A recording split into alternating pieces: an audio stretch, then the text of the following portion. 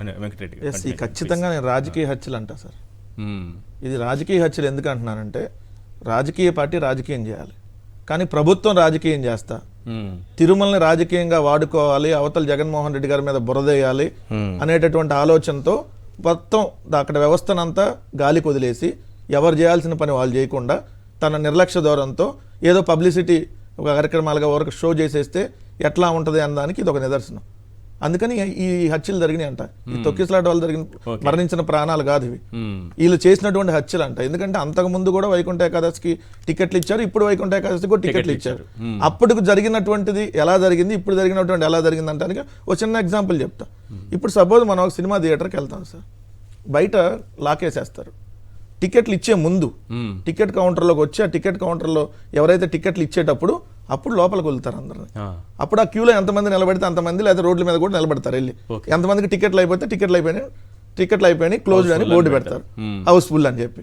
మిగిలిన వాళ్ళందరూ వెళ్ళిపోయి నెక్స్ట్ షోకి ట్రై చేస్తారు. ఇది అంతకుముందు జగన్మోహన్ రెడ్డి గారి సిస్టమ్ ఉన్నప్పుడు. ఇప్పుడు రేపొద్దున టికెట్లు ఇస్తున్నాం అనేటప్పుడు ఈ రోజు నైట్ ఎవరైనా అక్కడికి వచ్చినా కూడా ముందే అక్కడ నుండి అనౌన్స్ చేసేవాళ్ళు పోలీసులు, ఇప్పుడు ఎవరు మీరు ఇక్కడ రావడానికి లేదు, మీరు ఎక్కడ ఉంటే రోడ్డు మీద కానీ ఎక్కడ ఉండండి దూరంగా, సో ఇక్కడ వచ్చి ఎవరు లైన్లో కూడా నిలబడటానికి లేదు, క్లోజ్. రేపు మార్నింగ్ ఏదైతే ఓపెన్ చేస్తాం ఓపెన్ చేసే ముందు టైం వరకు ఇక్కడికి రండి అనేటటువంటి సిస్టమ్ అంత ముందు ఉండేది. కానీ ఇప్పుడు వీళ్ళు ఆల్రెడీ 8 కేంద్రాలు ఏదైతే కింద తిరుపతిలో పెట్టారో, మొత్తం 9 కేంద్రాలు పైన ఒకటి కింద 8 కేంద్రాలు ఉన్నాయో, 8 కేంద్రాల్లో ముందు నుంచి జనాలు వదిలేస్తారు క్యూ లైన్లోకి. ఎప్పుడు రేపు టికెట్లు ఇస్తానంటే ఈ రోజు ముందు రోజు అంటే 24 గంటల ముందే వాళ్ళందరూ క్యూ లైన్లో నిలబడితే వాళ్ళకి మంచినీళ్ళు లేవు, ఫుడ్ సంగతి దేవుడు ఎరిగిక, ఏది టీలు కాఫీల సంగతి దేవుడు ఎరుగు, కనీసం మంచినీళ్ళు లేవు. ఆ లైన్లో ఉన్నాడు, మళ్ళీ బయటికి వెళ్ళాలి అని అంటే మొత్తం అందరం దాటుకొని వెళ్ళాలంటే చాలా కష్టమైన పని. వెళ్తే అతను మొత్తం ఇప్పుడు దాకా లైన్లో నిలబడిందంటే పోయిద్ది. ఇది అన్ని కేంద్రాల్లో జరిగింది. ఒక్క ఏదైతే ఆ కేంద్రం ఉంది కదా సార్, ఈ బైరాగి పట్టెడ, ఎక్కడైతే ఆ క్యూ లైన్లోకి వదలకుండా వాళ్ళు ఏం చేశారు, పార్కులోకి అందరిని పంపించేసి పార్కులో దాదాపు 4,000 మంది 4,500 మంది పార్కులో పెట్టేసి పార్కులో నుంచి వాళ్ళు బయటికి వెళ్దామన్నా తాళం వేశారు వెళ్ళనీయకుండా. వాళ్ళు ఉంటే వాళ్ళు సార్ టికెట్ కౌంటర్ ఓపెన్ చేసేటప్పుడు ఉంటారు, కౌంటర్ ఓపెన్ చేసేటప్పుడు వస్తారు, దాన్ని తీసుకుంటారు. కానీ ఆహారం వాళ్ళకి నీళ్లు పాలు ఎక్కడ ఇచ్చారు సార్?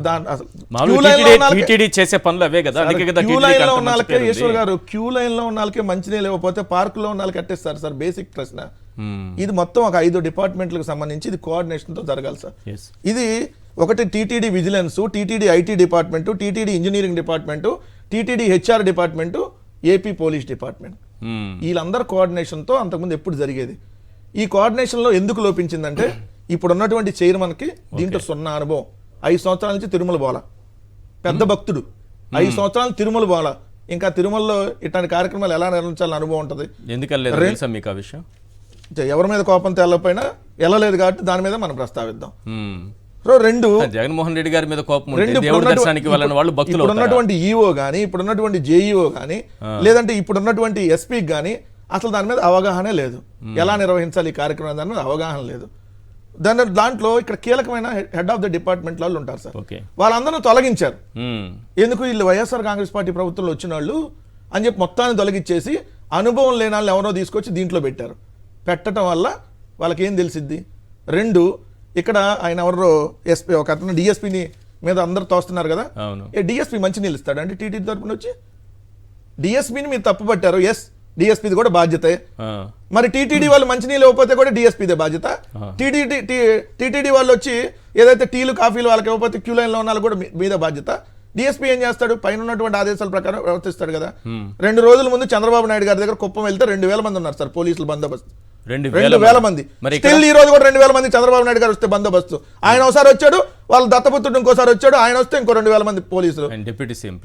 అదే ఉప ముఖ్యమంత్రి ఉపము ఆయన సార్, ఇద్దరు ఒక వేరు గవర్నమెంట్ లో ఉన్నారా? ఈయన ఒకసారి పరామర్శకి, ఆయన ఒకసారి పరామర్శకి.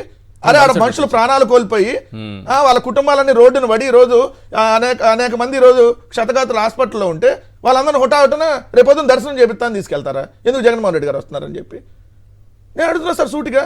అసలు మీరందరూ ఒక గవర్నమెంట్ లో ఉండి ఇద్దరు ఒకసారి వెళ్ళి పరామర్శించారు, ఇద్దరు వేరు సార్లు వెళ్ళి వేరువేరుగా మాట్లాడతారంటే ఇదొక పాయింట్. 2, గేమ్ చేంజర్ మీద ఉన్నటువంటి శ్రద్ధ వైకుంఠ ఏకాదశి మీద లేదా మీకు? గేమ్ చేంజర్ అనేటటువంటి ఒక సినిమా ఫంక్షన్, ఓ పనికిమాలిన ఫంక్షన్ కి 1000 మంది పోలీసులను బందోబస్తు పెట్టారు. ఓ మంత్రి ఆయన ఎవరు సినిమా మంత్రి ఏదో ఉన్నారు జనసేన నుంచి ఇచ్చారు. అవును, ఆ సినిమా మంత్రి వెళ్ళి ముందు పందుల దుర్గేష్ గారు 2 రోజులు 3 రోజులు వెళ్ళి అక్కడికి వెళ్ళి ఏర్పాట్లు పర్యవేక్షిస్తాడు. ఇది ప్రభుత్వం నిర్వహించిన ప్రైవేట్ కార్యక్రమం, గేమ్ చేంజరు. మీకేం పనే? ఎట్లా వెళ్తారు మీరు? ఇది పవన్ కళ్యాణ్ మళ్ళీ దానికి చీఫ్ గెస్ట్గా అటెండ్ అయ్యి రామ్ చరణ్కి సెక్యూరిటీ కల్పించడం కోసం, ఆ ప్రోగ్రామ్కి ఎక్కువ మంది సెక్యూరిటీ కల్పించడం కోసం 1000 మంది సెక్యూరిటీ అంట. ఇక్కడేమో పట్టుమని క్యూ లైన్లో 1000 మంది ఉంటే కనీసం 10 మంది సెక్యూరిటీ లేరు. ఇదే మీరు అంటే మీకు హిందువుల భక్తుల మీద ఉన్నటువంటి శ్రద్ధ ఇదా అని అడుగుతున్నా నేను. సినిమా నటుల మీద, సినిమా ఫంక్షన్ల మీద, మీ సినిమా ఫంక్షన్ల మీద, మళ్ళీ వేరే వాళ్ళ సినిమాల మీద కూడా ఉండదు. మీ సినిమా ఫంక్షన్ల మీద ఉన్నటువంటి శ్రద్ధ ఏమయ్యా? వైకుంఠ ఏకాదశి పరమ పవిత్రమైనటువంటి దానికోసం, ఆ టికెట్ల కోసం ఏదైతే క్యూ లైన్లో మీరు చేసినటువంటి తప్పిదాలు కనీసం అక్కడ సెక్యూరిటీ కల్పించలేరా సార్? పోలీసులు లేక నిన్న మోడీ గారు వచ్చారు సార్. ఎంతమంది తెలుసా పోలీసు బందోబస్తు? 5000 మంది కానిస్టేబుల్ అండి, 400 మంది ఎస్ఐలు, 120 మంది సిఐలు, 60 మంది డిఎస్పీలు, 18 మంది అడిషనల్ ఎస్పీలు, 32 ఐపీఎస్లు. ఈ రాష్ట్రం మొత్తం నిన్న వెళ్ళి విశాఖపట్నంలో ఉంది. 400 మంది ఎస్ఐలు ఇంటి రాష్ట్రంలో ఎంతమంది ఉంటారండి? దాంట్లో సగం మంది అక్కడికే పోతే మొన్న చంద్రబాబు నాయుడు గారి కోసం అక్కడ 2000 మంది పోలీసులు, 2000 మంది. ఈ రోజు కూడా 2000 మంది, ఈ రోజు 2000 మంది. దాంట్లో పట్టుమని ఒక క్యూ లైన్ లో 20 మందికి సెక్యూరిటీ కల్పిస్తే సరిపోయేది కదా సార్? ఇంతమంది ప్రాణాలు కోల్పోయే పరిస్థితి వచ్చేది కాదు కదా. తిరుమల చరిత్రలోనే అపవిత్రం చేశారు సార్. ఇందాక జగన్మోహన్ రెడ్డి గారు కరెక్ట్ మాట అన్నారు. చంద్రబాబు నాయుడు గారు నీకు దేవుడి మీద నమ్మకం లేదని. ఎందుకంటే విజయవాడలో గుళ్ళు కూలుస్తాడు. ఏదైతే ఆయన తిరుమల వెంకన్న స్వామి లడ్డు మీద సార్, తిరుమల లడ్డుని ఎవరన్నా అపవిత్రం చేయగలరు సార్? నేను అడుగుతున్నా.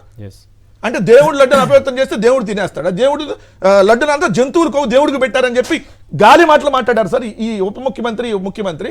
మరి ఉప ముఖ్యమంత్రి ఈరోజు సనాతన ధర్మం గురించి ఏమైనా మాట్లాడతారేమో అని అనుకున్నారు అందరూ. చాలా మంది వెయిట్ చేశారు. ఎందుకు అది రాలేదు? సనాతన ధర్మం చెబుతాడు, ఇంకా స్క్రిప్ట్ వచ్చి ఉండదు. చంద్రబాబు నాయుడు వాళ్ళు ఉసుకో అనలేదు. ఉసుకో అంటే కొడతారా బాబు వాళ్ళు కాదు. 2-3 రోజులు అయినా మళ్ళీ దీన్ని జగన్మోహన్ రెడ్డి గారి మీద ఇంకోళ్ళ మీద నెట్టేద్దాం. నెట్టేసినప్పుడు ఉసుకో అంటే ఇంకేదైనా కార్యక్రమం చేసి కట్టి లుంగియో లేదా పంచో కట్టి అప్పుడు ఓవర్ యాక్షన్ చేయొద్దు. కానీ ఇప్పుడు ఆగమని చెప్పుంటారు. లేదంటే మొత్తం ఫైనల్ గా ఒక మాట చెప్పండి. చంద్రబాబు మొదటి ముద్దాయని జగన్మోహన్ రెడ్డి గారు 100%. చంద్రబాబు నాయుడు గారు ఏదైతే తిరుమల లడ్డుకు సంబంధించి ఆ రోజు మాట్లాడాడో, తిరుమల రాజకీయంగా వాడుకోవాలని అపవిత్రమైనటువంటి మాటలు మాట్లాడాడు. అదే రాజకీయంగా దీన్ని రాజకీయంగానే చూశారు తప్ప భక్తుల మనోభావాలను చూడాలని, భక్తులకు మంచి చేయాలని ఆలోచన చేయలేదు. దీనికి ఈ కార్యక్రమాన్ని ఖచ్చితంగా చంద్రబాబు నాయుడు మొదటి దోష అయితే, రెండో దోష వచ్చేటప్పటికి TV5 చైర్మన్ గా, టీటీడీ చైర్మన్ గా ఉన్నటువంటి బొల్లినేని నాయుడు గారిని ముందు ఆయన అరెస్ట్ చేయాలి. ఆయన ఏం మాట్లాడతాడండి? ఇది మాకు తెలుసు, ఇక్కడ గొడవ జరిగిద్దని తెలుసు. అంటే గొడవ జరిగిద్దని నీకు తెలుసు, బుడ మేరకు వరద వచ్చిందని మీకు తెలుసు, అన్ని మీకు తెలుస్తాయి. కానీ గాలి కొల్లేస్తారు ప్రజల ప్రాణాలని. విజయవాడలో బుడ మేరకు వరద వస్తుందని వాళ్ళకి తెలుసు. వరద వస్తే లక్షలాది మంది నిరాశ్రయాలు అవుతారు, కొట్టుకుపోతాయని మీకు తెలుసు. కానీ మేము కంట్రోల్ చేయమని వదిలేసాం. ఇప్పుడు కూడా మీకు వేలాది మంది జనాలు వస్తారని తెలుసు, కానీ వదిలేస్తారు.